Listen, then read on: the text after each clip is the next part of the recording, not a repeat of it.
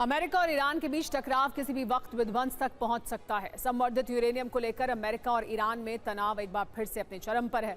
America का कहना है कि ईरान को यूरेनियम सौंपना ही होगा, जिस पर मुश्तबा का बड़ा जवाब अब सामने आया है।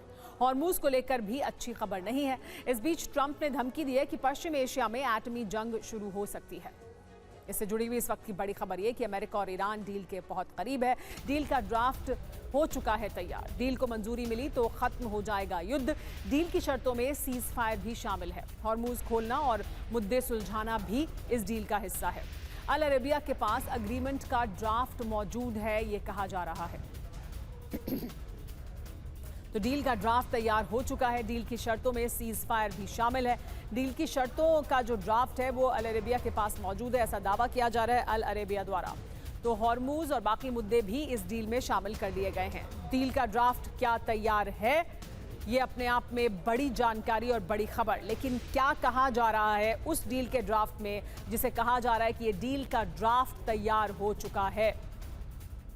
किन मुद्दों पर बात होगी इस डील के ड्राफ्ट के मुताबिक? सबसे पहले आइए आपको वो बताते हैं। तो वो कौन कौन से मुद्दे हैं डील में जिन पर चर्चा की जा रही है। सबसे पहले सैन्य और नागरिक या आर्थिक ठिकानों पर हमला ना हो, ये तय किया जाएगा। इसके अलावा सभी फ्रंट पर हमले रुकें, बिना शर्त पूरी तरह से सीज फायर लागू हो, मिलिट्री ऑपरेशन भी रुके और मीडिया वॉर भी खत्म हो जाए, ये कहा जा रहा है। इस डील ड्राफ्ट में ये कहा गया है एक दूसरे की संप्रभुता और क्षेत्रीय अखंडता का सम्मान किया जाए। यानी ईरान की संप्रभुता और क्षेत्रीय अखंडता का सम्मान किया जाएगा। एक दूसरे के अंदरूनी मामलों में दखल ना दिया जाए, यानी इजराइल और ईरान एक दूसरे के अंदरूनी मामले में दखल नहीं देंगे। इसको लेकर भी सहमति बने। लंबित मुद्दों पर 7 दिनों के अंदर बातचीत शुरू हो। और लंबित मुद्दे कौन कौन से हैं? ईरान ने लंबित मुद्दों में डाल दिया है न्यूक्लियर संवर्धन के मुद्दे को, यानी परमाणु संवर्धन के मुद्दे को। ईरान का ये कहना है कि वो हम लंबित मुद्दों में डालते हैं, पहले इन मुद्दों पर बात करते हैं और उसके बाद हम 7 दिन के भीतर भीतर उस पर बात शुरू करेंगे। यानी पहले सीज फायर लागू हो जाएगा, हर फ्रंट पर युद्ध रुक जाएगा और परमानेंट सीज फायर होगा और उसके बाद संवर्धित यूरेनियम पर बात शुरू होगी। तो अरब की खाड़ी और हॉर्मूज में आने जाने की आज़ादी हो, ये तय किया जाए पहले ही। अल अरेबिया के हवाले से खबर सामने आ रही है। अल अरेबिया का कहना है कि उनके पास ये ड्राफ्ट मौजूद है।